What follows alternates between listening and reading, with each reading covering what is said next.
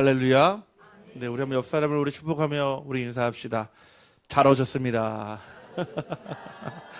네, 우리 한 번 더 축복하며 인사합시다. 하나님께서 당신을 이 자리로 인도하셨습니다.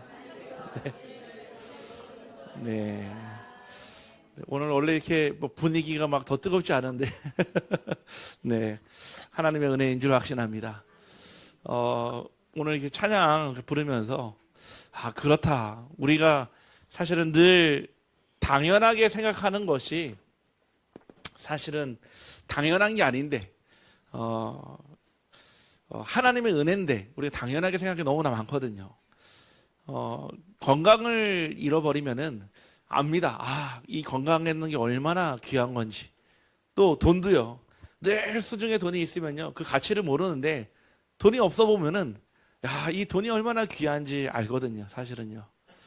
이처럼 여러분들이 당연하게 생각한 것이 하나도 없고 모든 것이 하나님의 은혜인 줄 확신합니다. 저와 여러분은 언제나 치유 대상자입니다. 그럼 우리는 언제까지 치유받습니까?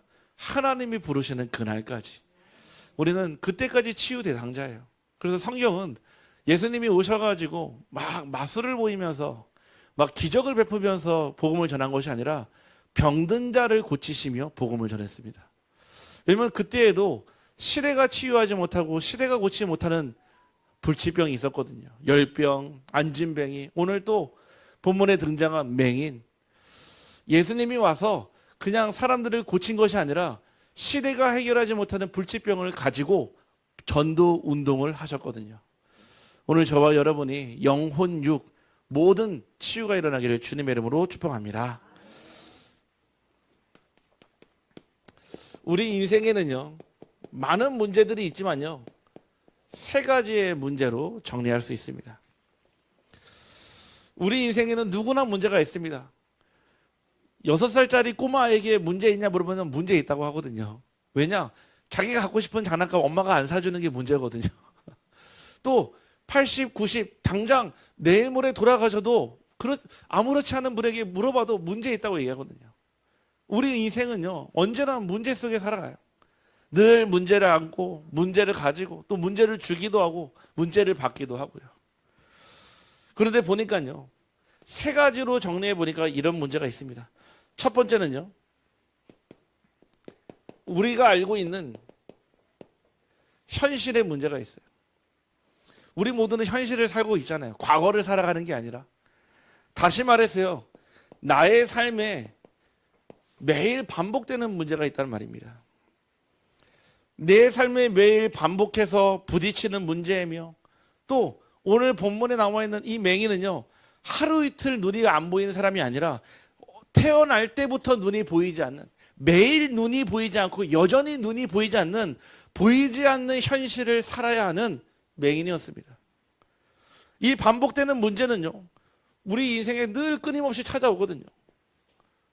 반복된다, 이 얘기는요, 내가 해결할 수 있는 문제가 아니라는 얘기입니다.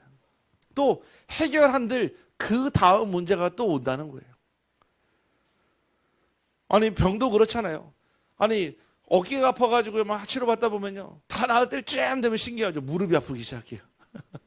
꼭 그런 것 같아요. 또 무릎 치료를 막 하다 보면요, 다 나을 때쯤 되면 또 손목이 또 아프기 시작하네요. 그렇죠? 아니, 예전에 병원에 갔는데 그때 이사할 때였거든요. 막 이사를 많이 하고 나니까요, 이 엘보가 온 거예요. 엘보가 저한테 그러더라고요. 팔을 쓰지 말라고 그러더라고요. 그래서 제가 물어봤어요. 팔을 쓰지 않고 어떻게 사냐니까 그거는 본인이 알아서 선택하라는 거예요. 팔을 쓰지 않아야 된다는 거예요. 근데 팔을 안 쓰고 세수를 합니까? 밥을 먹을 때도 팔을 쓰고요. 사실은요, 우리가 운전할 때도 팔을 써야 되잖아요. 말이 안 되는데 팔을 안 쓰는 게 답이라는 거예요. 내가 해결할 수 있는 문제가 아니기 때문에 매일 똑같이 반복돼요. 한번 잘 생각해 보세요. 저는 문제 없는데요. 잘 생각해 보십시오. 자기 스스로 한번 질문해 보십시오. 진짜 문제가 없는지요. 현실의 문제는요, 반복되는 문제인데 사람들은요, 늘 여기에요. 포기하고 살아갑니다. 그래, 어제도 왔으니까 오늘도 오고. 우리가 아픈 것도 그러거든요. 맨날 사람이 아프면 있잖아요. 그것도요, 익숙해져 버려요. 요즘에는 그 질병 중에 급성질환이 있고 만성질환이 있거든요. 급성질환은요, 갑자기 뭐가 부러지고 찢어지고 이런 거예요. 만성질환은요, 오래전부터 아파온 거예요. 그러니까 그 아픔 역시도요, 그냥 적응해 버리는 거예요. 만성 통증이 있잖아요. 어깨가 막 쑤시고, 비 오기 전에 막 무릎이 아프고요. 그냥 그 통증을 이겨낸 게 아니라 그냥 포기하고 살아갑니다. 두 번째는요, 어떤 문제가 있냐? 갈급한 문제가 있습니다. 현실의 문제 가운데서 갈급한 문제인데, 이 문제는요, 다시 얘기하면요, 시급한 문제예요. 지금 당장 해결하지 않으면 안 되는 문제. 그렇겠죠. 여러분들 뭐 경험이 있는지 모르겠지만요, 여러분 막 집에 차 앞 딱지가 들어오고요, 당장 막 압류돼가지고요, 그러면요, 여러분 당장 이 집에서 나가야 되니까 그거는 시급한 문제, 갈급한 문제잖아요. 오늘 본문의 맹인은요, 삶이 그냥 눈이 안 보여서 불편한 삶을 살았다 정도가 아니라 당장 눈이 보이지 않았기 때문에 먹고 사는 문제하고도 연결되어 있는 거예요. 아니, 맹인이요, 어디 가서 일을 합니까? 어떤 사람이 맹인을 직원으로 갖다 쓰며 어떤 사람이 맹인에게 돈을 주고 일을 맡깁니까? 절대 안 그러죠.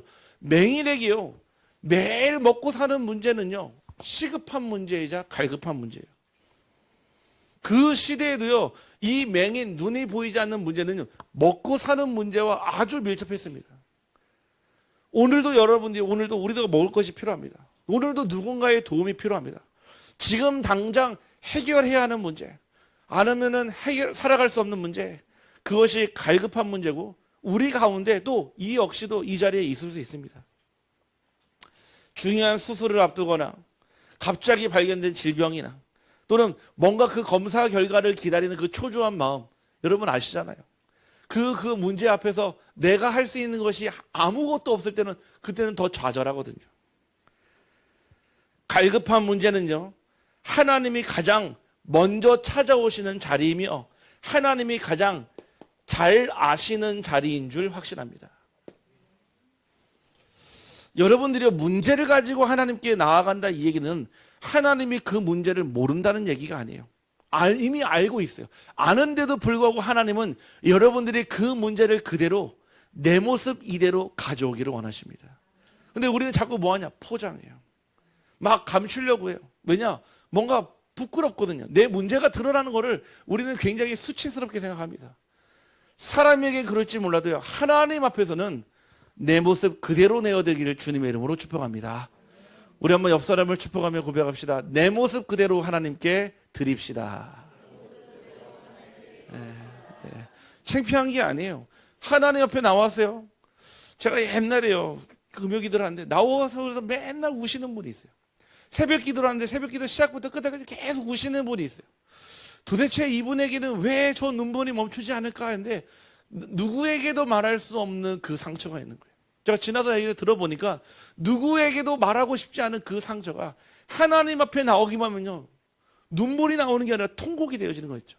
아, 그렇구나. 우리가 사람들 앞에서 우는 게 창피할 수는 있어도요, 하나님 앞에서는요, 우는 게 창피한 게 아닙니다. 오히려 하나님은 우리의 진실된 눈물을 받으십니다. 이 갈급한 문제는 하나님이 가장 잘하십니다. 여러분의 부모님이, 여러분들의 자녀가, 여러분들의 배우자가 잘하는 것이 아니라 하나님이 가장 잘 아신다라는 사실입니다. 그래서 예수님이요, 오늘 이 맹인을요, 잘 알고 찾아오신 거예요. 세 번째, 어떤 문제가 있습니까? 시달리는 문제가 있습니다. 현실의 문제보다, 갈급한 문제보다 더 크게 고통받는 시달리는 문제. 저는요, 지난주에도 그렇고 이번 주도 그렇고요, 그 마약 중독자들을 만나거든요. 마약 중독자들이 언제가 제일 힘들냐면은 마약이 딱 끊어지는 순간, 그 갈망이라고 하거든요. 갈망이 오면요, 그 순간을 이기지 못해요. 술 드시는 알코올 중독자들이 언제가 제일 힘드냐? 술 깰 때예요. 그래서 술을 깨지 않으려고 더 술을 더 마시는 거예요. 저는 중독자들이 아침에도 전화 오고요, 막 새벽에도 전화 오고 밤 늦게도 전화 와요. 이제는 우리 랩런트들이 알아가지고 전화만 왔다면 이제 다 말을 안 하거든요. 그럼 막 중독자들이 전화 와가지고 막 살려달라고 그래요. 너무 힘들다고. 왜 하나님은 내 인생을 왜 이렇게 망가뜨리고 왜 나만 하나님 구원을 안 해주시냐고요. 계속 전화 와요. 제가 그때마다 어떤 생각이 드는지 아십니까? 야, 저 문제가 저분들의 문제구나 생각하지 않아요. 이분들은요, 이미 인생의 바닥을 찍어봤어요. 중독이라고 하는 문제는요, 정말 인생에 내가 할 수 있는 것이 아무것도 없다라는 것을 확인한 사람이에요. 그래서 이런 사람들 있잖아요. 술 먹는데, 야, 나는 언제든 마음 먹으면 내일부터 끊을 수 있어. 이런 사람들 있잖아요. 아직 밑바닥을 못 본 사람이에요. 술도 그렇고 마약도 그렇고요. 진짜 밑바닥을 찍어본 사람은요, 나는 절대 못 끊어. 이 고백 나옵니다. 시달리는 문제 속에 사는 사람들이 너무나 많아요. 밤마다 수면 장애로요. 잠을 이루지 못해가지고 수면제 한 알, 두 알, 세 알, 나중에는 무려 열알을 털어놓고 술 마시고 그냥 기절해서 자는 분들. 낮에도요, 시달려가지고요, 그 마음의 상처 때문에 사람을 만나지 못해서요, 모든 거 다 감추고요, 얼굴에 마스크 쓰고요, 사람하고 마주치고 싶지 않아서 동네에 있는 개들하고 고양이한테 가가지고 밥 주시는 분들. 우리 교회 있잖아요, 사실은. 몸만 나오면요, 사람들은 눈도 안 마주쳐요. 개하고 고양이면 오로지 나와의 소통의 통로라. 제가 어느 날 가서 인사를 드리니까 놀라시더라고요. 난 줄 어떻게 알았냐고. 그래서 목자의 눈에는 양은 보이는 법입니다 그랬거든요. 네. 절대 자기인 줄 모르게 하려고요. 추워도 더워도 막 눈만 가리고 무슨 히잡 쓴 것도 아니고요. 시달리는 사람 너무나 많습니다. 눈에 보이게 보이지 않게요. 이런 문제는요, 사실은요, 오래된 문제예요. 이미 오래전부터 가지고 있었었는데 그나마 배경이 있고 능력이 있고 배움이 있으면요, 감출 수가 있어요. 포장할 수가 있어요. 그런데 그것마저도 해지고 더럽혀지고 내려놓게 되면요, 드러나게 이 문제가 드러나 버려요. TV에 보면요, 가끔씩 이런 막 나오잖아요. 막 어떤 사람이 집에 갔는데요, 쓰레기가 막 어마어마하게 있고 막 심지어는요, 그 안에서 막 먹고 자고 사는데 그 더러운 오물과, 야, 어떻게 저런 사람 살지? 이 문제, 시달리는 문제. 제가 예전에 사역했던 어떤 한 자매도요, 집에 가니까요, 얼마나 이 무감각하냐. 집에 막 쓰레기가 나오는데요, 한 1.5톤 타로 한 3대 나왔거든요. 심지어는 뭐가 나오냐, 개 죽은 사체가 나왔어요. 개 죽은 사체. 그 안에서 얼마나 냄새 나는데 거기에서 6개월을 먹고 살았다니까. 그거 다 치워내는데요. 야, 여기서 단 1초도 있고 싶지 않은데 거기 6개월을 살았다니까요. 사람들 가운데요, 시달리는 문제로 오래된 문제 가운데 있는 사람들이 있습니다. 이분은요, 날 때부터 맹인이었으며 하루 이틀이 아니라 태어날 때부터 지금까지 어떤 문제요? 평생 동안 시달려왔던 문제가 있습니다. 이것이요, 가장 깊은 고통이 되니까요, 처음에는 기대가 있었겠죠. 야, 그래, 뭐 병원 가서 수술 받으면 되겠지. 뭔가 치료받으면 낫지 않겠어? 치료해서 나은 사람들 얘기 들으면 막 힘나고, 마치 나에게도 똑같은 그런 일이 일어날 것 같기도 하고. 그런데요, 이 시달리는 문제, 오래된 문제는요, 그렇게 쉽게 해결되지 않습니다. 여러분, 차가 망가졌는데, 아니, 백멜러가 망가졌다? 고치는 건 하루 이틀이면 돼요. 부품 주문해가지고 가르면 되거든요. 엔진이 망가지면요, 엔진 내리고요, 그 실린더 다 뜯어가지고요, 청소하고요, 가습기 다 갈고요, 오래 걸려요. 다시 말해서요, 오래된 문제는 해결도 치유도 오래 걸린다, 이 얘기예요. 현실적인 문제는요, 이거는 잠깐 바꿀 수 있어요. 돈 문제다, 돈만 주면 되잖아요. 건강 문제다, 건강 회복하면 되잖아요. 이런 영적인 문제, 특별히 눈에 보이지 않는 이런 문제는요, 남에게도 말할 수도 없고요, 본인 혼자서요, 아파하며 얘기도 못하고요, 그냥 현실에 포기하며 살아갑니다. 하지만요, 오래된 문제일수록 분명한 하나님의 계획과 응답이 더 확실하게 드러날 줄 확신합니다. 저와 여러분 한번 잘 생각해 보세요. 어떻게 구원받았는지요. 저와 여러분이 그냥 잘 먹고 잘 살다가 교회 간 게 아니잖아요. 인생의 마지막, 정말로 마지막 그 순간에 낭떠러지에서 하나님 만났잖아요. 그 그리스도 만나가지고 이 자리까지 온 거 아니겠습니까? 우리가 구원받은 게 하나님의 은혜인데 우리는 자꾸 망각해버려요. 마치 내가 은혜가 믿음이 좋아서, 마치 내가 뭔가 하나님께 열심을 들여서 구원받은 것처럼요. 착각입니다. 우리는 절대 불가능한 존재에서 오직 그리스도의 보혈의 피로 구원받은 줄 확신합니다. 그래서 우리는 찬송가처럼 매일 십자가 앞에 서야 되는 거예요. 왜 우리를 매일 십자가 앞에 그래야지 내 자신을 정확하게 볼 수 있어요. 십자가를 통과하지 않으면요, 우리는 스스로 내가 내 문제를 해결했다고 착각해요. 아, 내가 이만큼 견뎠고, 내가 그 힘든 순간에 내가 잘 버텼고, 내가 잘 지혜롭게 했기 때문에 이 자리까지 왔다라고 착각합니다. 아닙니다. 절대적인 하나님의 은혜요, 십자가와 부활의 영광이 오늘 이 자리까지 임한 줄 확신합니다. 그래서요, 오늘 말씀의 제목이요, 실로암입니다. 우리가 아까 찬양 불렀거든요. 많이 알아요. 실로암 무슨 뜻입니까? 근데 뜻을 몰라요. 무슨 뜻이냐? 하나님이 나를 그리로 보내셨다 뜻이에요. 오늘 여러분들이 이 자리에 온 것이 하나님이 보내셔 실로암의 응답을 받는 줄 확신합니다. 우리가요, 예배 자리에 온 게요, 우리는요, 내가 시간이 있고 내가 건강해서 온 줄 알아. 아니요, 하나님이 부르셨기 때문에 오는 거예요. 당장 우리 교회 옆에 옆집 살아도요, 아무리 교회 옆집 살면 뭐합니까? 하나님이 부르시지 않으면 올 수가 없어요.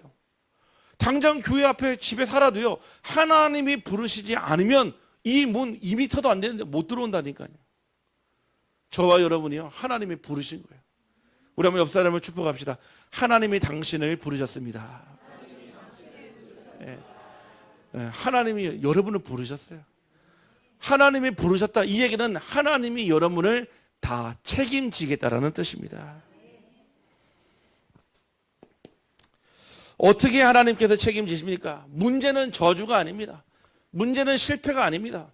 사람들은요, 자꾸 문제 생기면요, 당장요 낙심하고요, 당장요 그 문제만 보니까 그 문제만 해결하려고요, 발만 동동동동 구르면서요, 막 사람들한테 얘기하고요, 사람들에게 부탁하고요, 사람들에게 요청해가지고요, 뭔가 그 문제를 해결하려고 그래요. 그런데 그렇게 해서 해결되면 다행이게요, 그렇지 않은 문제는요, 하나님이 일하시는 통로이며, 오늘 그 통로의 이름이 실로암이라고 합니다. 그 자리는 보냄을 받은 자리요, 순종하는 자리요, 하나님의 기적이 시작되는 자리가 된 줄 확신합니다. 문제는 무엇입니까? 하나님의 통로입니다.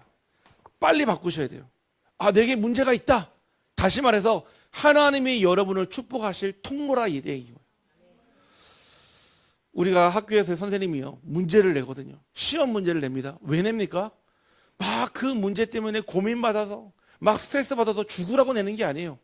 그 문제를 풀면서 내 실력도 확인하고 그 다음 단계로 나아가는 업그레이드예요. 그런데요, 그 문제 속에 하나님의 축복의 통로가 있는데 우리는요, 그 문제 자체만 보는 거예요. 왜 이 문제가 왔지? 사람들은 무엇합니까? 이 문제를 해결하려고요, 원인을 찾아냅니다. 그렇지.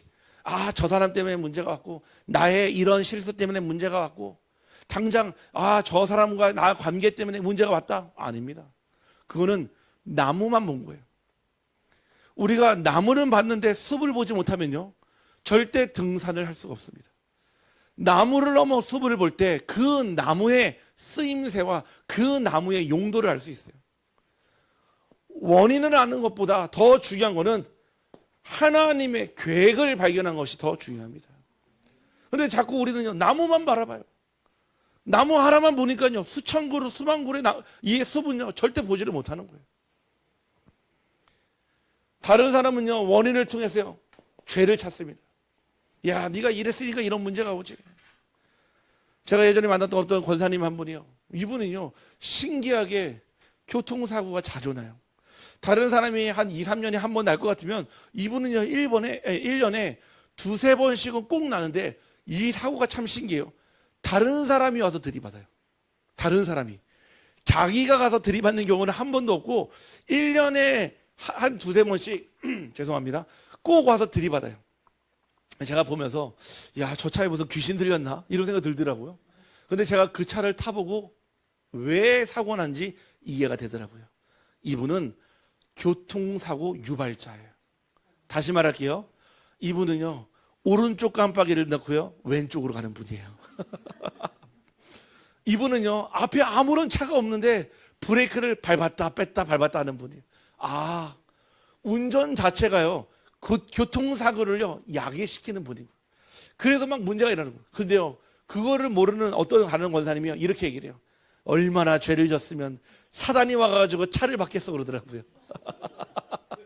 얼마나 죄를 많이 졌으면 사단이 와가지고 맨날 교통사고 일어나겠어 이렇게 얘기하더라고요. 근데 이분이 이 얘기를 듣고 시험에 들어버린 거예요.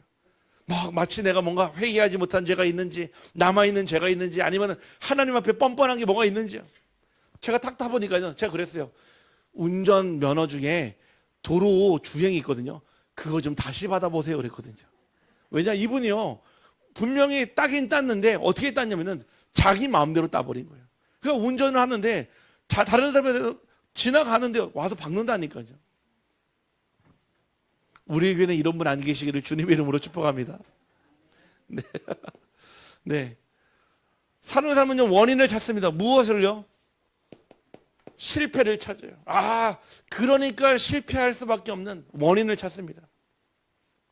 또는요, 실패할 수밖에 없는, 문제가 있을 수밖에 없는 이유를 가지고요, 우리는요, 합리적으로, 이성적으로 원인을 발견합니다.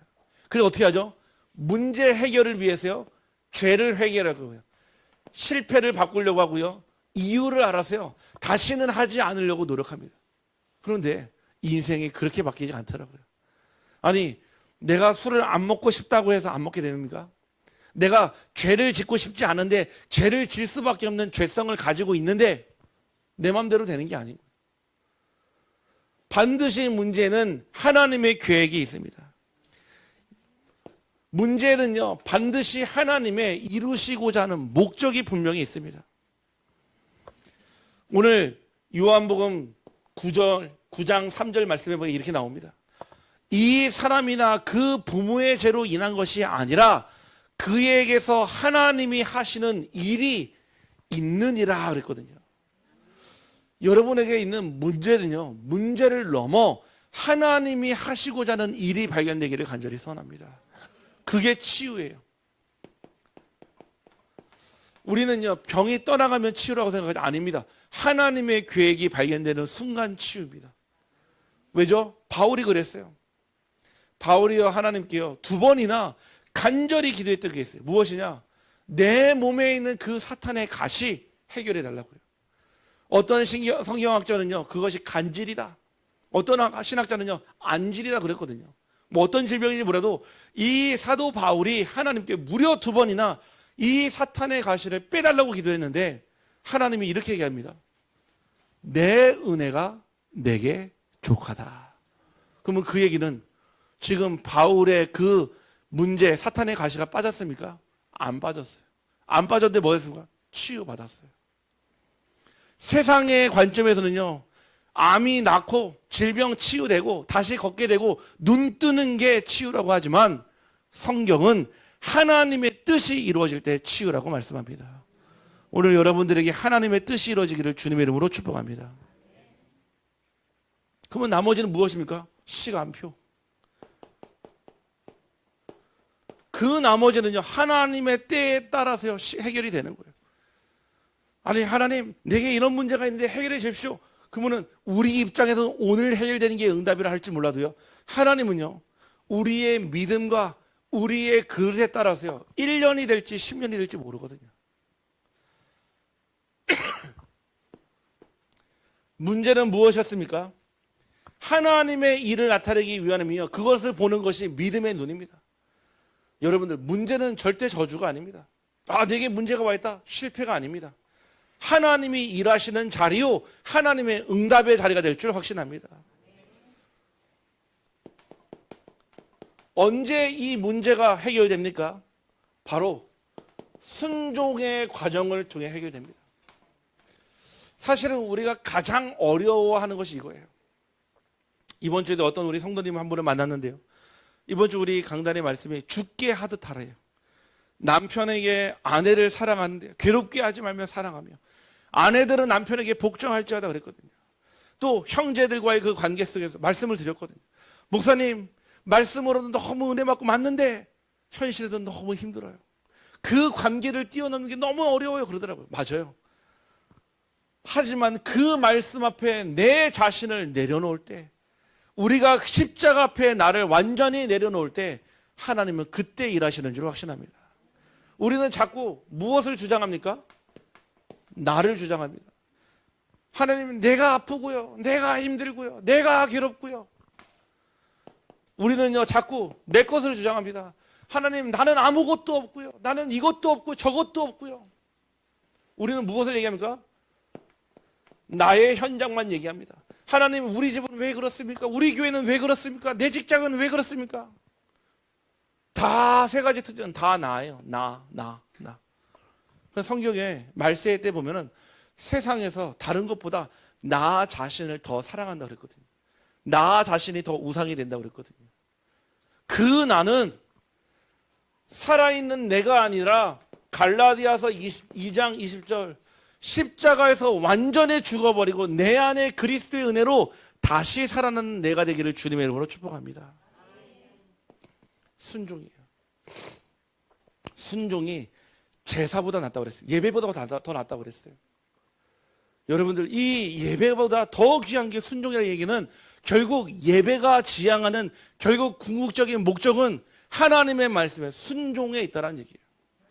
아니, 아무리 자녀가 공부 잘하면 뭐합니까? 아무리 자녀가 돈 잘 벌면 뭐합니까? 부모의 말에 순종하지 않으면요, 부모의 가슴에 대못을 받고 부모를 힘들게 하면요, 그거는 자녀가 아니죠.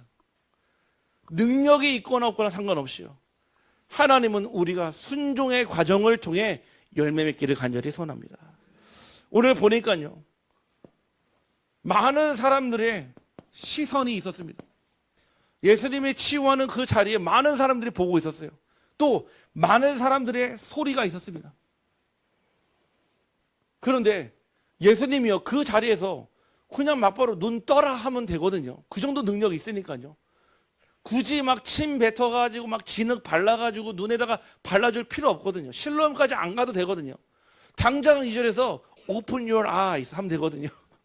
근데 왜 그 눈에다가 흙을 바르고 그 실로암 목가까지 걸어가라 합니까? 순종이에요. 다른 사람의 시선과 소리와 상관없이 하나님 내게 주시는 그 음성에 따라가는지 안 따라가는지. 저와 여러분이 하나님의 음성이 들리면 다른 사람의 시선과 소리와 상관없이 그 길 따라가기를 주님의 이름으로 축복합니다. 눈에 보이지 않는 사람이요, 진흙을 바른 채요 실로암까지 걸어가는 게 이게 쉬운 건 아니거든요. 그 실로암 목가에서요, 눈을 씻는 그 즉시요, 한 번도 보지 못했던 빛을 보게 되었습니다. 여러분에 있는 그 자리가 바로 눈을 뜨는 실로암이 되기를 주님의 이름으로 축복합니다. 그 실로암은요, 하나님이 보냄을 받았다는 뜻이며 하나님이 보내신 자리요, 말씀하신 자리며 그 자리가 문제가 축복의 통로가 된다는 사실을 간절히 바랍니다. 그 자리에서요, 결국 무엇이 일어났습니까? 문제의 끝에 하나님은 그 맹인의 시력을 회복시켜 주셨습니다. 요한복음 9장 7절에 하반절에 보니까요, 이에 가서 씻고 어떤 눈이요? 밝은 눈으로 왔더라 그랬거든요. 이 맹인의 인생은요, 실로암 비포와 실로암 애프터가 있는 거예요. 비포 실로암과 애프터 실로암이 다른 거죠. 무엇을 봤습니까? 그 물이 좋은 물이라는 이 얘기 아니에요. 거기가 1급 쓰여서 이 얘기 아니라니까요. 그러면 지금도 그 실로암 못 가면 눈 뜨겠습니까? 그 얘기가 아니에요. 하나님의 말씀에 순종했느냐 순종하지 않았느냐의 자리인 거예요. 여러분, 어려운 말이 아니에요. 여러분 안에 들리는 하나님의 음성이 있어요. 아, 저는 안 들리는데요? 아니요. 여러분의 양심에 말씀하셨어요. 지금 여러분 안에 말씀하고 계시거든요. 보혜사 성령은요, 고린도전서 3장 16절 말씀처럼 여러분의 마음에 성령으로 함께 하시며 성전으로 함께 하신다고 약속하셨습니다. 분명 말씀하고 계십니다. 뭐라고 말씀하십니까? 한 번도 태어나서 이 맹인은 한 번도 보지 못했던 걸 본 거예요. 다시 말해서요, 예수 그리스도의 치유를 받게 되면은 인생을 살면서 한 번도 보지 못했던 것을 체험하게 됩니다. 여러분들이요, 진짜 그리스도를 만났다, 어떻게 됩니까? 그 그리스도의 인생을 완전히 바치게 됩니다. 근데 그 그리스도를 만나지 못했다? 인생을 하나님께 드릴 수가 없는 거예요. 여러분 그런 기억 있으십니까? 마태복음 4장 19절에 예수님이 제자들에게 그럽니다. 야, 같이 우리 전도하러 가자. 예배드리러 가자. 이렇게 말 안 하셨어요. 나를 따라오라. 내가 너희를 사람 낚는 어부가 되게 하리라. 한 번도 예수님의 제자들은, 베드로는요, 지금까지 잉어도 낚아봤고요, 붕어도 낚아봤고 다 낚아봤는데 사람 낚는 어부는 본 적이 없거든요. 진짜 그리스도를 만나고 단 한 번도 보지 못한 걸 보게 된 거예요. 그러니까 배와 그물과 심지어 아버지까지도 버려두고 따라갈 수 있는 겁니다. 여러분의 인생에 진짜 그리스도가 발견되기를 주님의 이름으로 축복합니다.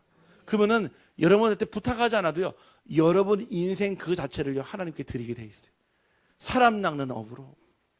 하나님은 여러분에게 왜 문제를 주십니까? 사람 낚는 어부가 되게 하시려고 주시는 줄 확신합니다.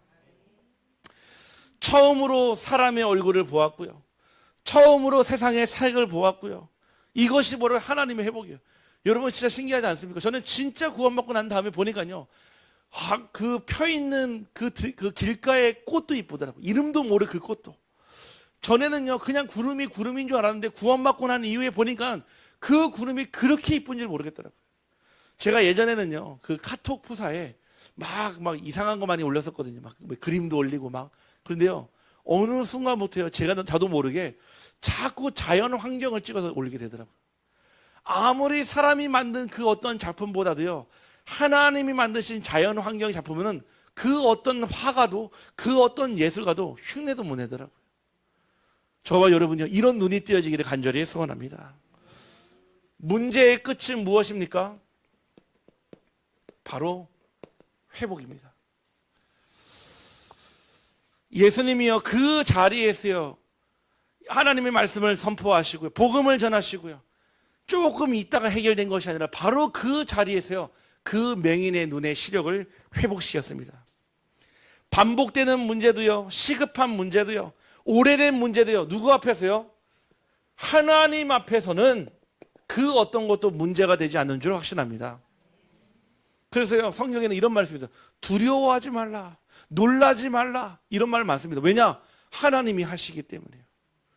저도 지금까지 이 자리까지 오면서요, 수없이 많은 하나님의 일들을 보면서요, 야, 하나님이 하시는 일은 전지전능하시고 신묘막측하시며 절대 인간으로서는 할 수 없는 그런 기적의 일들을 저는 많이 봤습니다. 여러분들이요, 하나님 앞에 설 때 회복되는 줄 확신합니다. 결국 우리는요, 결론입니다. 어디로 가야 합니까? 실로암으로 가야 합니다. 우리 한번 옆 사람을 축복하며 고백합시다. 실로암으로 갑시다. 네. 실로암으로 가야 돼요. 하나님이 여러분을 보내는 자리로 가야 돼요. 각 사람마다 여러분을 보내시는 자리가 있습니다. 어디로 보내십니까? 하나님은 여러분을요, 하나님의 말씀대로 순종하며 그 현장에 예배의 자리로 오기를 주님은 원하십니다. 실로암의 자리는요, 결국 예배의 자리예요. 예배가 무엇입니까? 그냥 주일날요, 그냥 깨끗한 옷 입고 와가지고 가만히 앉아있는 것이 예배가 아니에요. 하나님 앞에 나를 드리는 날이요, 하나님이 주시는 재창조된 이전 것은 지나갔고 보라 새 사람이 된 그 축복을 누리는 날인 줄 확신합니다. 그래서 우리가 한 주의 시작은요, 월요일이 아니에요. 세상에 많은 사람들은 월, 화, 수, 목, 금, 토, 일이라 얘기해요. 하지만요, 하나님은요, 주일부터 시작합니다. 주일, 월, 화, 수, 목, 금, 토라. 무슨 말입니까? 하나님 주시는 예배로 한 주를 살아가라는 얘기입니다. 여러분들이요, 예배의 자리에 있을 때 그때가 가장 정상적인 자리요, 그때가 가장 하나님이 기뻐하시는 자리요, 그 자리가 가장 영광 받으시는 자리인 줄 확신합니다. 왜 전도합니까? 예배 드리려고 전도하는 거잖아요. 예배의 목적 자체, 전도의 목적 자체가 뭐 같이 함께 예배 드리는 거 아니겠습니까? 여러분들이요, 이 예배의 자리에서 실로암, 하나님이 하시는 일이 열리기를 주님의 이름으로 축복합니다. 두 번째는요, 기도의 자리예요. 우리는요, 기도하는데요, 거의 우리는 매일 하나님께 기도하지만은 거의 인사하듯 기도합니다. 굿모닝 하나님, 굿애프터눈 하나님, 굿나잇 하나님, 이 정도예요. 하루 24시간 중에 우리가 한 30분, 아니 5분도 하나님께 기도하는 시간이 사실은 거의 없거든요. 우리는 너무 분주해요. 무엇 때문에요? 나 때문에요. 우리는 너무 분열되어 있어요. 무엇 때문에요? 내 것, 내 현장 때문에요. 분명히 하루 막 일 끝나고 오면요, 아, 그래 오늘 바빴다. 사실 한 것도 아무것도 없는데요, 계속 우리는 분주함과 분열을 가지고요 10년, 20년, 30년, 벌써 여러분 나이 때까지 왔습니다. 우리가 하루에 단 5분만이라도 하나님께 엎드리는 실로함의 자리가 있게 될 주님의 이름으로 축복합니다. 꼭 우리가 막 이런 문제 와야지 기도하면 되겠습니까? 데살로니가서 5장 16절, 17, 18절 말씀이에요. 항상 기뻐하라, 쉬지 말고 기도하라 그랬습니다. 범사에 감사하라. 무슨 뜻입니까? 우리가요 기도의 자리에 있을 때 우리 마음이 제일 평안합니다. 내 마음에 지금 불안하다, 내 마음에 근심된다, 무슨 뜻입니까? 기도가 되지 않고 있다는 뜻이에요. 아니 문제가 왔는데 내 마음이 막 불안해했는데 왜 안 불안합니까? 기도가 되고 있기 때문에 그렇습니다. 기도는 하나님께 모든 것을 맡기는 자리요, 하나님께서 모든 것을 책임지는 자리입니다. 마지막 세 번째는요, 믿음의 자리로 가야 합니다. 믿음은 바라는 것들의 실상이요 보이지 않는 것의 증거라고 그랬습니다. 우리 다 믿음을 가지고 있어요. 근데 성경이 이런 얘기합니다. 겨자씨만한 믿음만 있어도, 겨자씨 아시죠? 여러분 들고 있는 볼펜 한번 점 찍어보세요. 그만한 크기가 겨자씨예요. 그만한 크기의 믿음만 있어도 산을 바다로 옮긴다고 했습니다. 그럼 우리가 얼마나 믿음 없는지 아시겠죠? 믿음의 자리라고 하는 거는요, 다른 사람의 시선과 다른 사람의 소리로 인해서 움직여지는 자리가 아니에요. 내 주변에 100명이 다 아니라고 할지라도 나는 하나님의 은혜로 그 자리가 맞다라고 하면 그 자리를 지키는 것이 믿음입니다. 반대로요, 100명의 자리가 다 맞다라고 우겨도요, 그 자리가 아닐 때는요, 과감하게 그 자리를 일어설 수 있는 것이 바로 믿음입니다. 여러분들이요, 하나님 앞에 서야 돼요. 우리 인생이요, 그렇게 길지 않잖아요. 제가 여러분보다 많이 살지는 않았지만요, 진짜 인생은요, 계속 지나갑니다. 성경에 보니까 날아간다고, 날아간다. 제가 오늘 저희 장모님이 오셨거든요.